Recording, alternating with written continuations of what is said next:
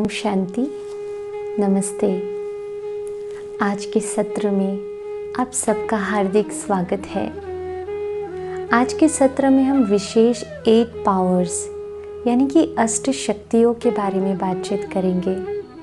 परंतु इस सत्र को शुरू करने से पहले 1 मिनट के लिए हम राजयोग का अभ्यास करते हैं, मेडिटेशन करते हैं। तो चलिए 1 मिनट बिल्कुल साइलेंस में बैठते हैं।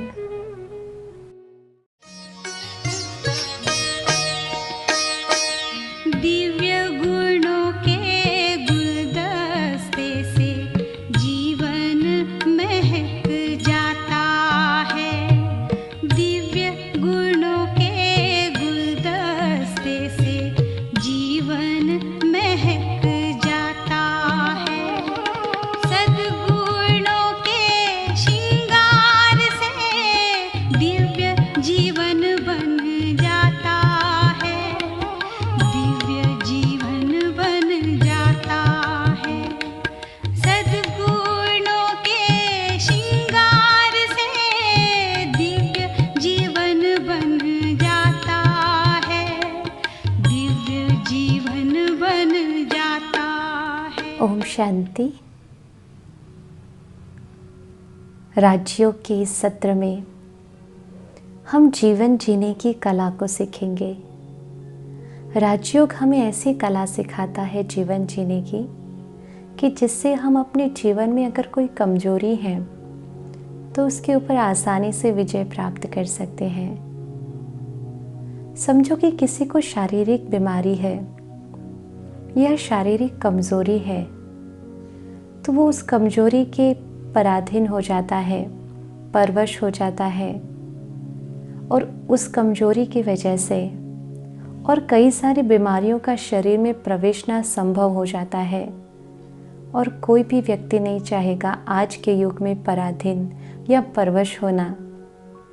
हर इंसान चाहता है स्वाधीन जीना, स्व अधीन होना। आज के युग में हर इंसान अपने शारीरिक स्वास्थ्य को लेकर बहुत कॉन्शियस है, बहुत हेल्थ कॉन्शियस है।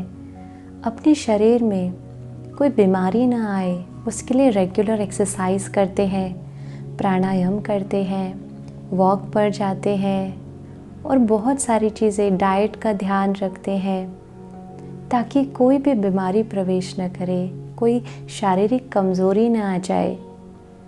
परंतु क्या इतनी ही जागृति आत्मा की शक्ति के लिए है? आत्म जागृति कितनी है? क्योंकि आज के युग में मनुष्य आत्माओं की जो शक्ति है वो बहुत ही कम हो गई है। कमज़ोरी आ गई है आत्मिक शक्ति में, मन की शक्ति कम हो गई है। और तभी कई लोग कहते हैं कि मेरी बस एक ही कमज़ोरी है कि मुझे छोटी छोटी बात में जल्दी गुस्सा आ जाता है। तो ये कौन सी कमज़ोरी है? क्या शारीरिक कमज़ोरी है? नहीं, ये आत्मा की कमज़ोरी है। जैसे हम शारीरिक कमज़ोरी के लिए कितनी मेहनत करते हैं, शारीरिक स्वास्थ्य को ठीक करने के लिए कितनी मेहनत करते हैं, परंतु आत्मा की कमज़ोरी अगर है, समझो ये आत्मा ही ड्राइवर है इस शरीर को चलाने की। तो जो इस शरीर को चला रहा है उस शक्ति में अगर कोई कमज़ोरी आ जाए तो कितनी बड़ी गड़बड़ हो जाएगी। क्योंकि उसी के ऊपर तो ये शरीर चलता है। तो आत्मिक शक्ति आज मनुष्य की क्षीण होती जा रही है। चाहे गुस्सा हो, चाहे ईर्ष्या हो, चाहे लालच हो, चाहे अहंकार हो, लोभ हो, मोह हो, ये सारी आत्मा की कमज़ोरियाँ हैं। और आज इंसान इन कमज़ोरियों के वश, विकारों के वश होते जा रहा है। और तभी तो हम सब भगवान से यही प्रार्थना करते आए हैं कि हे प्रभु, हे ईश्वर, या अल्लाह, हमें शक्ति दीजिए। ये कहते हैं ना, अब शक्ति कौन सी चाहिए? क्या बाहुबल की शक्ति चाहिए? किसी से लड़ाई करने के लिए शक्ति चाहिए? नहीं, आत्मिक शक्ति की बात है। जब आत्मिक शक्ति बढ़ जाती है तो जो ये सूक्ष्म कमज़ोरियाँ हैं, मन की कमज़ोरियाँ हैं, मैं सूक्ष्म तो नहीं कहूँगी क्योंकि ये बहुत बड़ा बवाल खड़ा कर देती है जीवन में, तो ये जो मन की कमजोरियां है, मन की बीमारियां है, इसके ऊपर हम आसानी से विजय प्राप्त कर सकते हैं अगर आत्मिक शक्ति, आत्मा की पावर बढ़ी हुई है तो। और जब आत्मा की शक्ति बढ़ती है तो आत्मा के अंदर की कमजोरियों का विनाश होता है और उसकी जगह सद्गुणों का संचार होता है।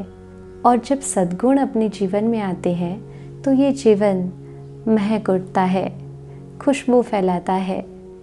और इसीलिए इस शक्तियों की जो चाहना है, परमात्मा शक्तियों की चाहना हर एक इंसान को अपने जीवन में रहती है। लेकिन वो कौन सी शक्तियाँ हैं, मुख्य रूप से ऐसी कौन सी शक्तियाँ हैं जिसके होने से बाकी शक्तियाँ ऑटोमेटिकली आ जाती हैं। तो आज हम विशेष अष्ट शक्तियों के बारे में चर्चा करेंगे। और इन शक्तियों के विषय में हम देखें तो हम अपने भारतीय संस्कृति में बहुत सारे त्यौहार मनाते हैं। उसमें से विशेष नवरात्रि का त्यौहार, जिसमें हम 9 दुर्गा की पूजा करते हैं। ये 9 दुर्गा कौन थी? तो इनको शिव शक्ति भी कहा गया है, लेकिन शिव शक्तियों को अष्टभुजाधारी दिखाया गया है। 8 भुजा जो शक्ति का प्रतीक है उसको शारीरिक रूप में प्रदर्शित किया गया है।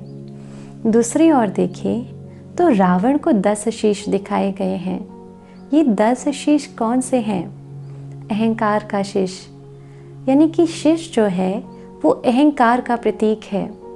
जब भी कोई इंसान बहुत अभिमान में होता है या अहंकारी होता है तो हम क्या कहते हैं? देखो तो सिर चढ़ा के फिर रहा है, अपना सिर कितना ऊंचा लेकर घूम रहा है, कहते हैं ना ऐसा। तो सिर जो है वो अहंकार का प्रतीक है।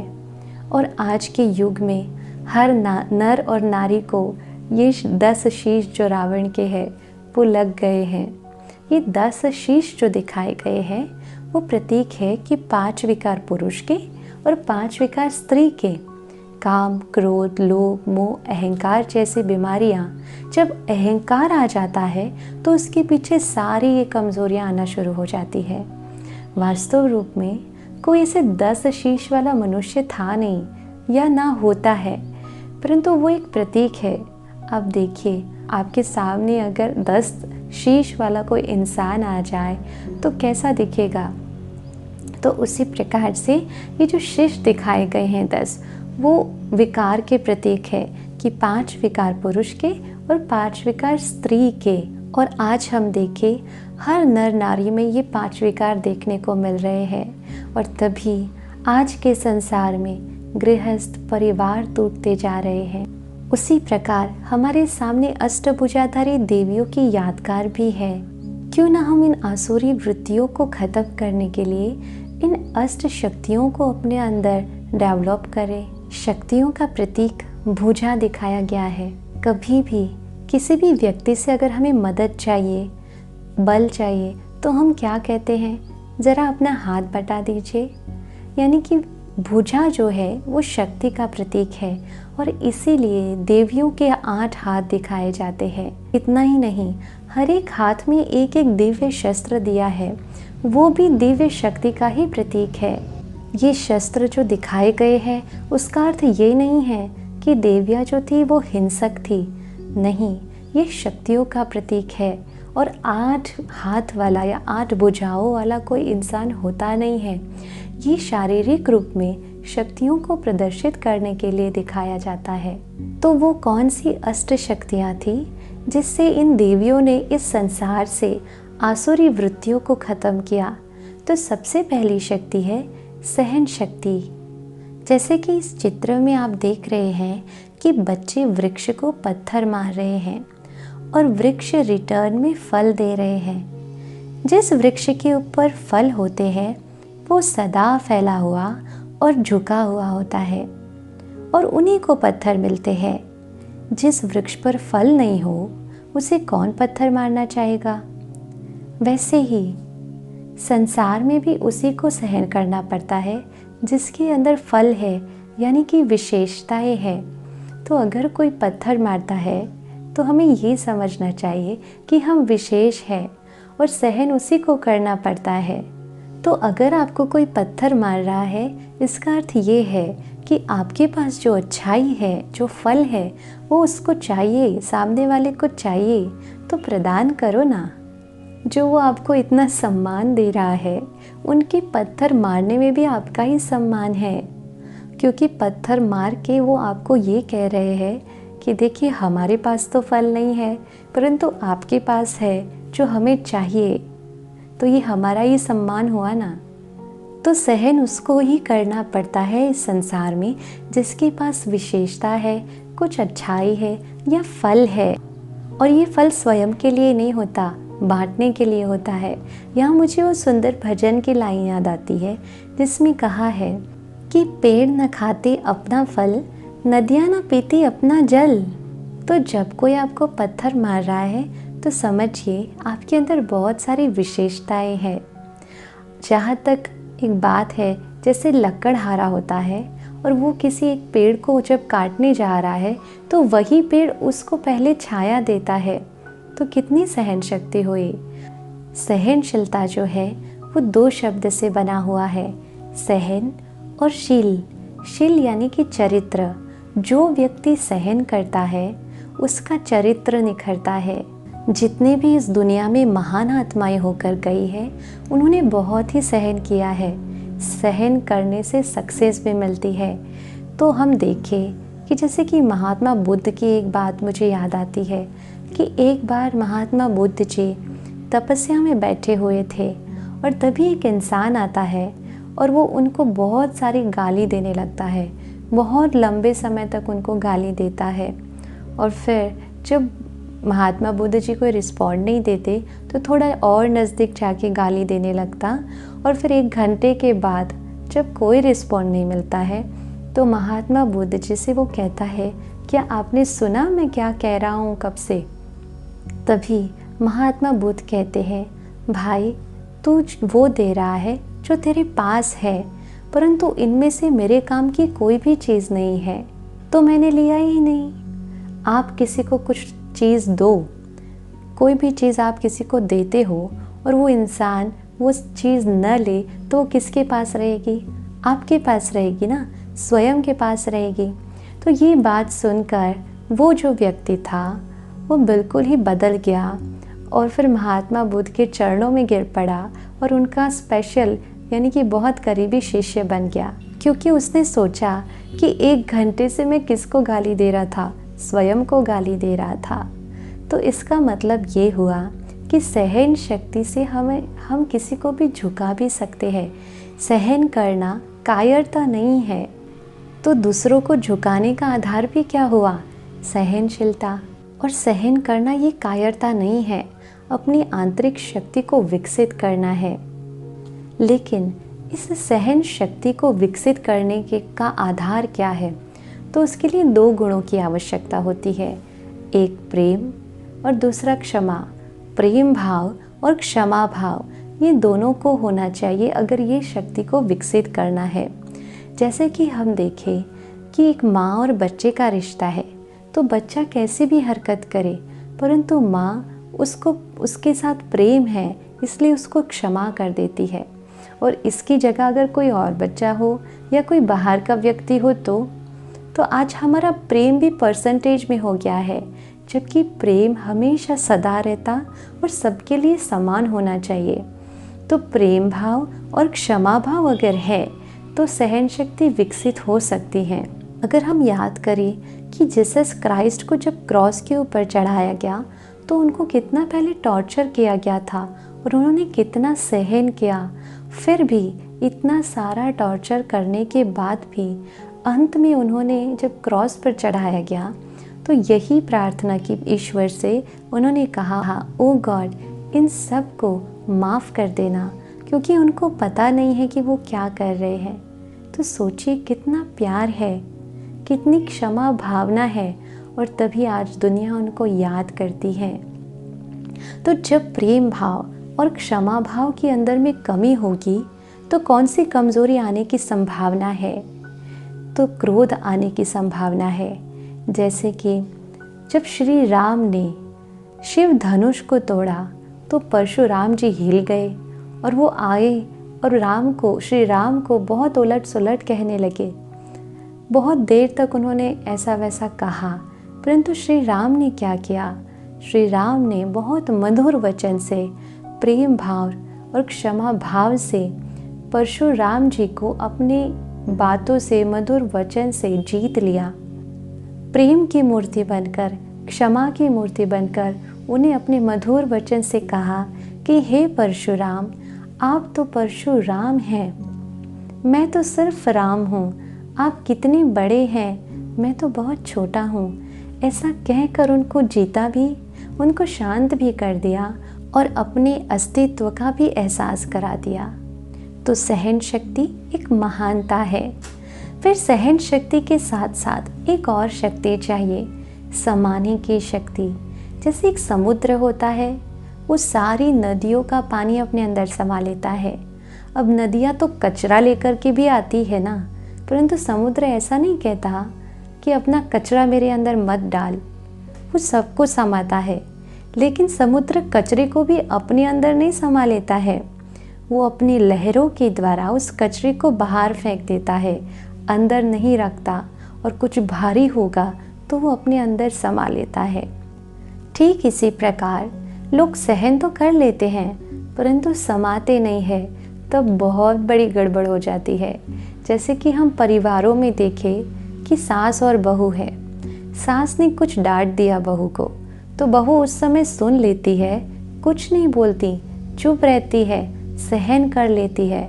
पर फिर गड़बड़ कहाँ होती है कि वो पड़ोसी के पास जब बात करने जाती है तो वहाँ सब कुछ कह देती है कि आज मेरी सास ने मुझे इतना सारा डांटा। फिर जब वो बहू कहीं बाहर जाएगी काम के लिए, तो पड़ोसी तो होते ही है मुफ्त की सलाह देने के लिए, तो वो आ जाते हैं और फिर वो सास को कहते हैं कि देखिए वो बेचारी छोटी है, वो मन भारी हो जाता है, आप ऐसे मत उसको डांटा कीजिए, ऐसे नहीं बोला कीजिए। तब वो सास पूछती है, आपको कैसे पता चला हमारे घर की बात? तो फिर वो पड़ोसी कहती है कि वो आई थी बेचारी अपने मन को हल्का करने के लिए। अब सोचिए, जब वो बहू घर पे आएगी तो सास और बहू के बीच का सीन क्या होगा, वाइब्रेशंस क्या होंगे, रिश्ते कैसे बदल जाएंगे। तो सहन तो कर लिया, परंतु समाया नहीं, तो यहाँ पर रिश्ते भी बिगड़ जाते हैं। तो जितना जो सहन पहले किया था वो भी पानी में फिर गया, कोई मतलब नहीं रहा। तो समाने की शक्ति को डेवलप करना बहुत ही ज़रूरी है। समाना माना ये नहीं अर्थ हुआ कि किचड़ा भी अपने अंदर समा लो। कई लोग कहते हैं कि हम तो इस कान से सुनकर इस कान से निकाल देते हैं, परंतु इस कान से निकलता नहीं है। क्यों? क्योंकि बीच में दिमाग है, यहाँ पे जाता, यहाँ पे अटक जाता है और फिर मन सोचता है, उन बातों का मंथन करता है। और जब कचरे का मंथन होगा तो क्या होगा? बदबू ही आएगी ना, सुगंध तो आनी नहीं है, तो बदबू आएगी और यहाँ से नहीं निकलने की जगह यहाँ से निकल जाता है। और फिर हम कहते हैं गलती से सरक गया, तो वो सरकेगा ना। अगर आप चीज़ों को यहाँ से अंदर भरोगे तो वो होगा ही ना। तो कचरे को अंदर जाने ही नहीं देना है, अपने अंदर उसको नहीं समाना है। बातों को संभालो और सुना अनसुना कर दो, उसको अंदर मत जाने दो, उसका मंथन मत करो। अच्छा, कई बार कईयों की आदत होती है कि वो पड़ोसियों को या फिर किसी व्यक्तियों को जाकर कहते हैं कि मैं अपने अंदर की बात आपको बता रही हूँ, आप किसी को मत बताना, आप इस बात को समा लेना। अब आप सोचिए, मैं खुद अपनी बात को अपने पेट में या अपने मन में नहीं समा पाई, तो क्या गारंटी है कि वो व्यक्ति अपने पेट में ये बात रखेगा? पॉसिबल ही नहीं है। इसलिए समाने की शक्ति को बढ़ाना है। तो समाने की शक्ति को बढ़ाने के लिए कौन से 2 गुणों की आवश्यकता है? तो एक है हृदय की विशालता और गंभीरता। जैसे समुद्र हृदय की विशालता और गंभीरता से अपने अंदर सब कुछ समा लेता है, तो ये दो गुण जो है वो ये समाने की शक्ति को दृढ़ बनाता है। लेकिन अगर अपने अंदर हृदय की विशालता नहीं है या गंभीरता नहीं है, तो कौन सी कमजोरी की प्रवेशता होने के चांसेस है? तो चांस है ईर्ष्या आने का, ईर्ष्या की बीमारी लगने का चांस है। क्योंकि कई बार होता है किसी की बात आई हमारे पास तो हम उस बात को तोड़ मरोड़ मिक्स करके ईर्ष्यावश फिर उसको किसी और को डिलीवर करते हैं, क्योंकि समा नहीं पाते हैं। इसलिए ईर्ष्या नाम की बीमारी जन्म लेती है अगर हमारे अंदर समाने की शक्ति नहीं है और ये दो गुण नहीं है, हृदय की विशालता और गंभीरता अगर नहीं है तो ईर्ष्या आ जाती है। अच्छा, कई बार कई लोग कहते हैं कि हम तो ईर्ष्या नहीं करते, पर कई लोग होते हैं जो हमारी बहुत ईर्ष्या करते हैं, हमें हमारे बारे में बहुत उलट सुलट बातें करते रहते हैं। तो हम ऐसी सिचुएशन में क्या करें? अब आपका जो भाग्य है वो आपने अपने श्रेष्ठ कर्मों से और आपने अपनी मेहनत से बनाया है। ये श्रेष्ठ भाग्य जो आपका बना है वो ना उनके बोलने से बना था और ना उनके बोलने से बिगड़ेगा। इसलिए निश्चिंत रहिए, आपका भाग्य कोई भी व्यक्ति इस संसार का कभी बिगाड़ नहीं सकता। अगर कोई उसको हिला सकता या बिगाड़ सकता है तो वो सिर्फ और सिर्फ हम स्वयं हैं। भगवान भी अपने हमारे बनाए भाग्य को नहीं बिगाड़ सकते। कैसे? जैसे शास्त्रों में बहुत सारी कहानियाँ हैं कि असुर भी जब तप करते थे तो देवों का जब तप करते थे, पूजा करते थे, तो देवताएं प्रसन्न हो जाते थे और उनको कोई ना कोई वरदान देते थे। और फिर वो असुर उन वरदानों का गलत तरीके से यूज़ करता था, तब देवताएं भी ये कह देते थे कि हम इसमें कुछ नहीं कर सकते, इसको हराने के लिए किसी शक्ति को जन्म लेना पड़ेगा। यानी कि हमारे कर्म से, हमारे श्रेष्ठ कर्म से बनाए भाग्य को किसी भी व्यक्ति में ताकत नहीं है कि हमारे भाग्य को बिगाड़ सके। परंतु कई बार जब ईर्ष्या करने वाले ऐसे कई लोग हमारे सामने आ जाते हैं जो हमारे बारे में उलट सुलट बोलना शुरू कर देते हैं, तो हम फिर नेगेटिव सोचना उस व्यक्ति के बारे में शुरू कर देते, या फिर बदले की भावना अगर आ गई तो फिर हम अपने भाग्य पर लकीर लगाना शुरू कर देते हैं। तो हमारा भाग्य हमारे हाथ में है। कहते हैं ना, हमारा भाग्य हमारी मुट्ठी में होता है, यानी कि हमारे हाथ में है, किसी भी व्यक्ति विशेष के हाथ में नहीं। इसलिए बिल्कुल बेपरवाह रहो, जिसको जो बोलना है बोलने दो, निश्चिंत रहो। उसके साथ साथ एक और शक्ति है, परखने की शक्ति। जैसे एक जौहरी होता है, उसे समझ होती है हीरो को परखने की। वो बहुत आसानी से हीरो को परख लेता है, ये समझ लेता है कि ये असली हीरा है या ये नकली हीरा है या ये इमिटेशन वाला हीरा है। और फिर वो अपनी उस नॉलेज के आधार पर बाज़ार में फिर वो हीरो की कीमत रखता है। पर अगर उस हीरो को परखने की शक्ति अगर किसी में नहीं है तो वो फिर नकली हीरो के हार को भी असली हीरा समझ लेगा। जैसे कि मैं अपने जीवन की बात बताती हूँ। मैं बहुत छोटी थी, लाइक 5-7 इयर्स की थी। तब जब हमारे बगीचे में गार्डनिंग हो रही थी, माली वो सब खोद रहा था, तो उसमें से मैं वहाँ घूम रही थी तो मुझे एक छोटा सा क्रिस्टल मिला चमकता हुआ। तो मैं बहुत खुश हो गई। मैं बहुत छोटी थी ना, तो ऐसी चमकती हुई चीज़ देखकर कोई भी बच्चा खुश हो जाता है। और फिर मैं घर में गई, क्योंकि ये तो पता था कि हीरा बहुमूल्य होता है। तो घर में जाकर मैंने कहा, देखिए मुझे असली हीरा मिला, क्योंकि परख नहीं है ना। बिल्कुल उसी प्रकार से परखने की शक्ति जो है वो आज के युग में तो बहुत ही ज़रूरी है। ये तो हो गई स्थूल हीरे की बात, परंतु इस कलयुगी संसार में ऐसे भी कई लोग हैं जिसके चेहरे के ऊपर एक और मुकुटा बना हुआ है, हम पहचान नहीं पाते अगर ये शक्ति नहीं है तो। और परख शक्ति अगर नहीं है तो फिर बार बार व्यक्तियों से धोखा खाने की संभावना हो जाती है। जैसे हम देखें कि रामायण में ये कहानी में वर्णित है कि श्री सीता जी रावण को नहीं पहचान पाए। ये नहीं पहचान पाए कि साधु के वेश में कौन आया हुआ है और उसकी वजह से क्या हुआ। वो आगे की कहानी तो आप जानते ही है। मदद करना ये अच्छी बात है, सबको मदद करना चाहिए, परंतु उस कहानी से हमें ये भी सीखने को मिलता है कि अपनी मर्यादाओं को लांघ करके, अपनी लिमिट को क्रॉस करके, संयम और नियम या मर्यादाओं को क्रॉस करके किसी को मदद करना अच्छी बात नहीं होती है, उसमें हमारा ही नुकसान होता है। तो अगर परखने की शक्ति को हमारे अंदर डेवलप करना है, बढ़ाना है, तो किस गुण की आवश्यकता है? पहला, विवेक युक्त बुद्धि और दूसरा, विचारों की स्पष्टता। विवेक युक्त बुद्धि के द्वारा हम बातों को एनालाइज करें और विचारों की स्पष्टता होना भी बहुत ज़रूरी है। अगर मन कंफ्यूज्ड रहेगा, विचारों में कोई स्पष्टता नहीं होगी, तो हम उस चीज़ को ठीक से परख नहीं पाएंगे।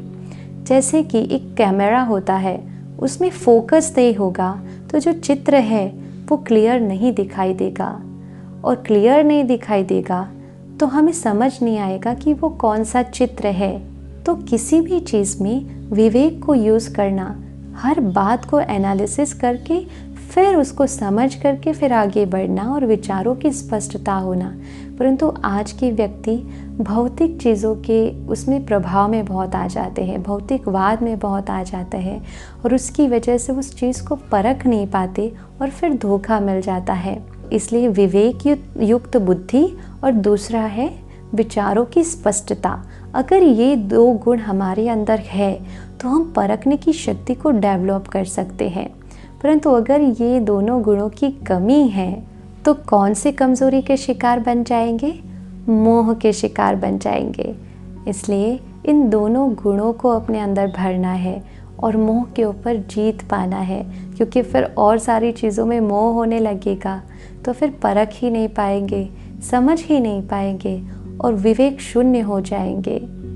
और तभी आध्यात्मिक ज्ञान जो है वो हमारे विवेक की शक्ति को बढ़ाता है। तो हर रोज़ आध्यात्मिक ज्ञान को अपने अंदर भरना है ताकि हमारी विवेक शक्ति जो है वो बढ़े और परखने की शक्ति का संचार हो। जब परखने की शक्ति हमारे अंदर आ जाती है तो कौन सी एक और शक्ति हमारे अंदर आती है? निर्णय की शक्ति, समय सूचकता। यानी कि किसी चीज़ को परखा नहीं सही और वो समय बीत गया और उस समय जो निर्णय लेना चाहिए था वो हम नहीं ले पाए, और समय बीत जाने के बाद हमें एहसास होता है, महसूस होता है कि अगर उस समय ये कर दिया होता तो अच्छा होता, तो ये आज ये नुकसान नहीं होता था। परंतु एक बार वो समय निकल गया, फिर क्या? तो उस समय को नहीं परखा तो परखने की शक्ति यूज़ नहीं हुई, तो उसके बाद में जो निर्णय करने की शक्ति है वो भी नहीं आ सकती, क्योंकि परखा नहीं तो सही निर्णय हम नहीं ले पाएंगे जिस समय लेना होगा। तो निर्णय शक्ति के लिए कौन से दो गुणों की आवश्यकता होती है? यानी कि निर्णय कब यथार्थ हो सकता है? तो जैसे तराजू होता है, तो तराजू में हीरे रखो या पत्थर रखो, वो कब सही निर्णय होगा, यथार्थ देगा? जब बीच का कांटा जो होता है वो एकाग्र होगा।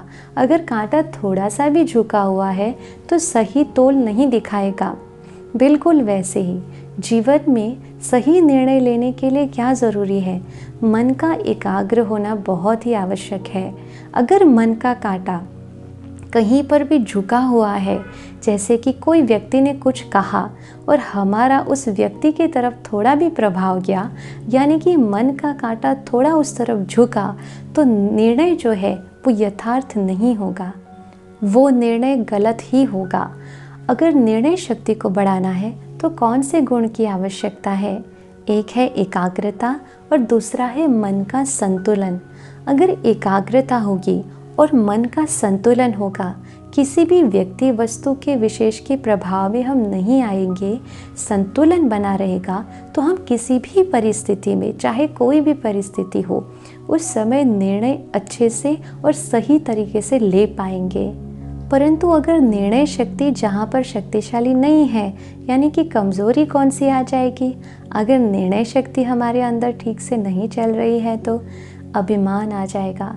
तो अभिमानवश फिर जो निर्णय ले लिया है या देहभान में अगर कोई निर्णय ले लिया है तो ये अहंकार रूपी कमज़ोरी हमारे अंदर घुस जाती है।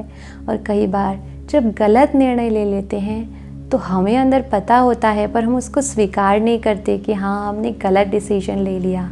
हमारे आसपास के लोग भी हमें कहते हैं कि तुमने गलत डिसीजन ले लिया है, परंतु हम कहते हैं नहीं, मैंने तो ठीक ही निर्णय लिया है। अंदर में तो हम भी जानते हैं कि हमने गलत किया है, परंतु हम वो मानने के लिए तैयार नहीं होते, क्योंकि इस शक्ति के अभाव के कारण हमारे अंदर एक कमजोरी जन्म ले लेती है, अहंकार। अहंकार के वश हम इस चीज़ को एक्सेप्ट ही नहीं कर पाते कि हमने गलती की है। इसलिए मन का संतुलन और एकाग्रता के ये 2 गुणों को अपने अंदर भर कर निर्णय शक्ति को तेज करना है। तो अभी तक हमने 4 शक्तियाँ देखी, सहन करने की शक्ति, समाने की शक्ति, परखने की शक्ति और निर्णय करने की शक्ति। हर शक्तियाँ एक दूसरे के साथ जुड़ी हुई है। अभी हम आगे बढ़ते हैं एक और शक्ति के साथ। तो 5वीं शक्ति है सामना करने की शक्ति। ये शक्ति भी बहुत अद्भुत शक्ति है, परंतु इस शक्ति का इस्तेमाल कब करना चाहिए, इसमें हम थोड़ी गड़बड़ कर देते हैं। हम क्या करते हैं, जहाँ सहन करना चाहिए वहाँ सामना करके बैठ जाते हैं, और जहाँ सामना करना चाहिए वहाँ सहन करके बैठ जाते हैं। तो कब सहन करना चाहिए और कब सामना करना चाहिए, ये भी हमें बुद्धि में स्पष्ट होना चाहिए। जैसे कि एक योद्धा हो, वो युद्ध के समय जहाँ तलवार का यूज़ करना है वहाँ ढाल का यूज़ कर ले, और जहाँ ढाल का यूज़ करना है वहाँ तलवार का यूज़ कर ले, तो क्या होगा, मरेगा ना, क्योंकि समझ से नहीं यूज़ किया। तो सामना किससे करना है और समाना किसको है, ये समझ हमें डेवलप करनी होगी। तो व्यक्तियों के साथ समाने की शक्ति को यूज़ करना है, सामना नहीं करना है व्यक्तियों का, सामना परिस्थितियों का करना है। पर हम क्या करते हैं, व्यक्तियों से सामना कर देते हैं और परिस्थितियों को सहन करके बैठ जाते हैं। यही गड़बड़ करते हैं। व्यक्तियों को अंडरस्टैंड करके उनके साथ समाने की शक्ति को डेवलप कीजिए और सामना परिस्थितियों का करिए, हिम्मत से, परमात्मा शक्ति से कीजिए। क्योंकि अगर व्यक्तियों से सामना कर लिया तो फिर अकेले हो जाएंगे। तो ये भी स्पष्टता होनी चाहिए। परिस्थितियों का निर्भयता से, साहस के साथ सामना करना है। अब आगे बढ़ते हैं सहयोग की शक्ति। ये बहुत ही सुंदर शक्ति है। सहयोग का हम सब ने कभी ना कभी अनुभव तो किया है इस शक्ति का कि कितनी बड़ी पावर होती है सहयोग की शक्ति में। इम्पॉसिबल बात भी पॉसिबल हो जाती है। सहयोग देना ये दैवी शक्ति है और सहयोग नहीं करना ये असुरी शक्ति है। तो यहाँ मुझे एक कहानी याद आती है।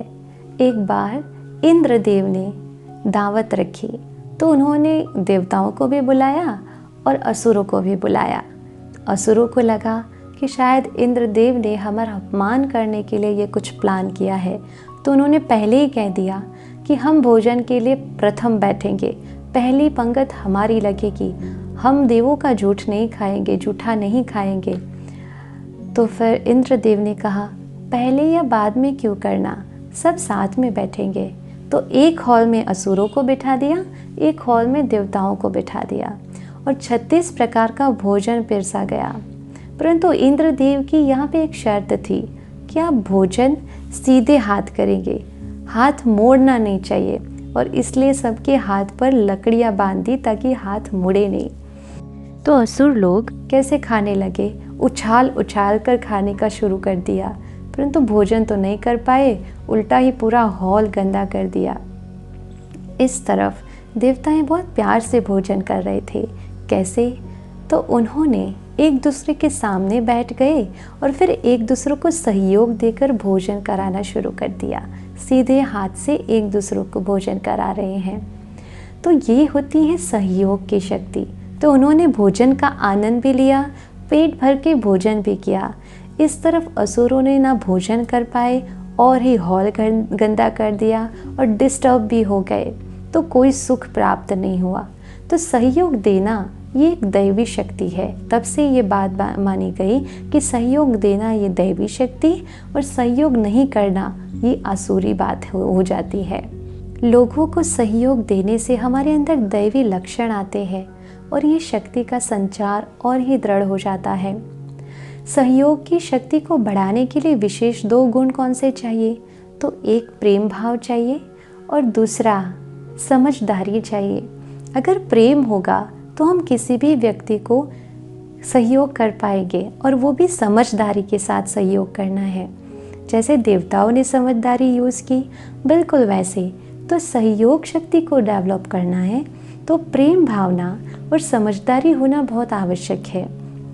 अगर इन दोनों की कमी है तो कौन सी कमज़ोरी जन्म ले लेगी? नफ़रत जन्म ले लेगी। तो हमें बहुत बचना है, नफ़रत और द्वेष के ऊपर विजय प्राप्त करना है। तो ये शक्ति यानी कि सहयोग की शक्ति को हमारे अंदर भरना होगा, डेवलप करना होगा प्रेम भाव और समझदारी के आधार पर। और आगे बढ़ते हैं एक और शक्ति के साथ, संकीर्ण करने की शक्ति। इसका बहुत ही अच्छा एग्जाम्पल है कछुआ। आप देखिए, वो अपनी इंद्रियों का विस्तार करके चलता है, परंतु जैसे ही आसपास कोई खतरा देखता है तो वो अपनी सारी इंद्रियों को, कर्मेंद्रियों को संकीर्ण कर लेता है, जो हमें कर्म योगी बनना सिखाता है। हमारे जीवन में हमें कर्म तो करने ही है, परंतु कर्म करते करते इंद्रियों को फैलाते हुए भी जब भी कोई आसपास कोई व्यर्थ बात होती है, कोई खतरा होता है, इन टर्म्स ऑफ अपने मानसिक स्वास्थ्य को बिगाड़ने की बात होती है, तो अपने इंद्रियों को समेट लीजिए। इसके लिए चाहिए अंतर्मुखता और न्यारापन। ये 2 गुण अगर होंगे तो संकीर्ण करने की शक्ति मजबूत हो जाएगी। चाहे कुछ भी आसपास हो रहा हो, जो गलत सलत बातें हो रही हो, अपने आप को उससे न्यारा कर लीजिए। प्यारा रहिए परंतु न्यारा रहिए और अंतर्मुखता की गुफा में चले जाइए। जब अंतर्मुखता की शक्ति आ जाती है तो आत्मा की शक्ति बढ़ जाती है। तो संकीर्ण करने की शक्ति ये 2 गुणों से डेवलप होती है। एक न्यारापन, न्यारा हो जाना तुरंत ही व्यर्थ से न्यारा, और दूसरा अंतर्मुखता की गुफा में चले जाओ। तो अंतर्मुखता, ये 2 गुण इस शक्ति को बढ़ाने के आधार है। और अगर ये 2 गुण हमारे अंदर नहीं होते तो कौन सी कमजोरी जन्म लेती है? लोभ की कमजोरी। जैसे कि कोई लोभी आदमी होता है, वो कुछ नहीं देखता, सब ऐसे खुला दौड़ता रहता है, अपनी इंद्रियों का भी ध्यान नहीं रखता है, तो क्या होगा फिर? खतरा होगा तो सारा नुकसान तो हमें ही होना है ना। तो लोभ को हमें इस संकीर्ण करने की शक्ति से जीतना है। अब 8वीं शक्ति है समेटने की शक्ति। जैसे हमें कहीं बाहर गांव जाना हो तो हम क्या करते हैं? अटैची और सामान लेकर भर कर जाते हैं ना, पूरा घर तो उठा कर नहीं जाते। वैसे ही जीवन एक यात्रा है, हमें सद्गुणों की अटैची को अपने पास संभाल कर रखना है, और ध्यान रखना है कि ये सद्गुण कहीं पे चोरी न हो जाए, और संग दोष से हमें अपनी संभाल करनी है। व्यर्थ को समेटने की ताकत को हमें डेवलप करना है। बहुत सारी ऐसी वैसी बातें तो होती रहती है, परंतु उन बातों को फैलाना या बड़ा नहीं करना है, तुरंत फुल स्टॉप लगा देना है, उस बात को समेट करके वापस नॉर्मल हो जाना है। अगर ये कला आ गई, फुल स्टॉप लगाना, तुरंत समेट लेना, ये कला अगर हम सीख गए तो हम वेस्ट से बच जाएंगे। व्यर्थ जो आजकल चलता रहता है ज़्यादातर, उससे हम बच जाएंगे, और व्यर्थ से बच गए तो हमारी जो आत्मिक शक्ति है वो क्षीण नहीं होगी, वो और ही बढ़ेगी। तो ये हो गई समेटने की शक्ति। तो ये 8 शक्तियाँ आत्मा में होनी बहुत ज़रूरी है। जब ये 8 शक्तियाँ होती है तो हम रावण के 10 शीश को इन 8 शक्तियों से काट सकते हैं, विजय प्राप्त कर सकते हैं। कैसे भी कमज़ोरी हो, विकार हो, हम उसके ऊपर विजय प्राप्त कर सकते हैं। तो जैसे हम अपनी शारीरिक शक्ति के बारे में इतना सोचते हैं ना, बॉर्नविटा पीते हैं, प्रोटीन्स लेते हैं, बिल्कुल वैसे ही हमें अपनी आत्मिक शक्ति के बारे में भी सोचना चाहिए, क्योंकि ये आत्मा ही है जो इस शरीर को चला रही है। अगर आत्मिक शक्ति नहीं है तो आप चाहे कितना भी इस शरीर को तंदुरुस्त बना दो, मन विचलित रहेगा तो शरीर का सुख भी नहीं ले पाएंगे। इसलिए मन की शक्ति को बढ़ाना है और इन 8 शक्तियों को अपने अंदर जागृत करना है, डेवलप करना है। हमारे अंदर ये शक्तियाँ ऑलरेडी है, बस इसको इमर्ज करना है राजयोग के अभ्यास के द्वारा। जब हम रोज़ राजयोग का अभ्यास करेंगे, आध्यात्मिक ज्ञान लेना शुरू करेंगे, अपने अंदर पॉजिटिव कंटेंट ही कंज्यूम करना शुरू करेंगे तो ये शक्तियाँ अपने आप डेवलप होना शुरू हो जाएगी। और परमात्मा जो सोर्स है शक्तियों का, वो तो हमेशा हमारे लिए रेडी है। वो पावर हाउस हमेशा लाइट्स और शक्तियाँ हमें देता रहता है। बस हम ही हैं जो भूल जाते हैं। तो कर्म योगी बनना है, कर्म करना है, व्यवहार में जाना है, परंतु आत्मिक स्थिति में रहकर परमात्मा के साथ कनेक्ट रहना है और इन सारी शक्तियों को पूरे दिन में अपने अंदर भरते रहना है। तो राजयोग हमें जीवन जीने की कला सिखाता है। तो चलिए फिर से इस राजयोग का अभ्यास करते हैं। 1 मिनट के लिए साइलेंस में बैठ जाते हैं। बिल्कुल आराम से मन को शांत कर दीजिए।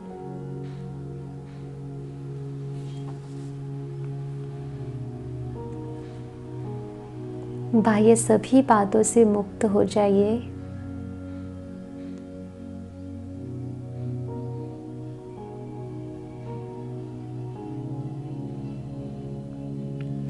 आत्मिक स्थिति में स्थित हो जाइए।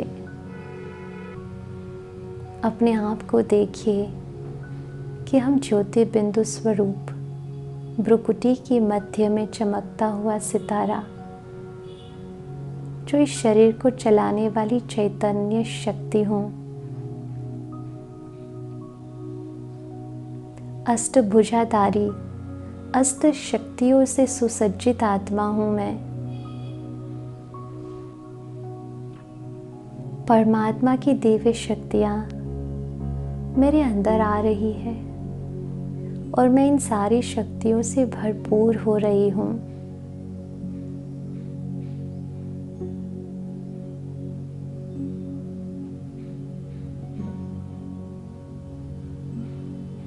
महसूस कीजिए कि हम अष्ट शक्तियों के यादगार थे। ये सारी शक्तियाँ मेरे अंदर है।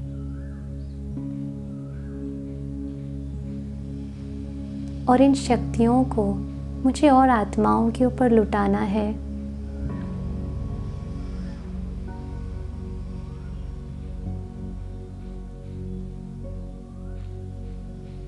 परमात्मा की दिव्य शक्तियाँ मुझ आत्मा के ऊपर के सारे दाग, सारी कमजोरियाँ, सारे विकारों को दूर कर रही है।